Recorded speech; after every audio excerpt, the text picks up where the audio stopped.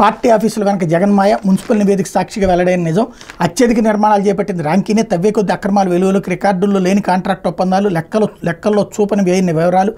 అయినా ఆ సంస్థ ఫ్రీగా ఎందుకు కడుతున్నట్టు, తెర వెనక భారీ క్విడ్ ప్రోకో ఆరోపణలు, జగన్ ప్రభుత్వంలో మేళ్లు పొందిన కంపెనీలు, సొంత డబ్బుతో ర్యాంకీ ద్వారా నిర్మాణాలు, అనుమతులు లేకుండానే మహళ్ల నిర్మాణం, 900 కోట్ల భూములు కారు చౌకగా లీజుకు అన్నటువంటిది, నలుచెరగల భారీ ప్యాలెస్లు కొల్లగొట్టి కట్టేశారన్నటువంటి వార్తని హైలైట్ చేశారు.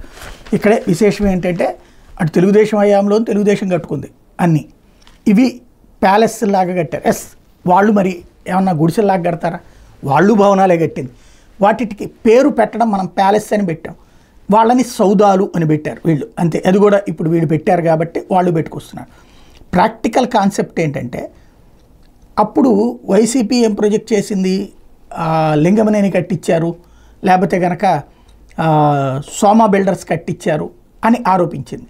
అంటే అప్పట్లో సెక్రటేరియట్ కట్టినటువంటి వాళ్ళు అదంతా కట్టించారు అన్నటువంటిది.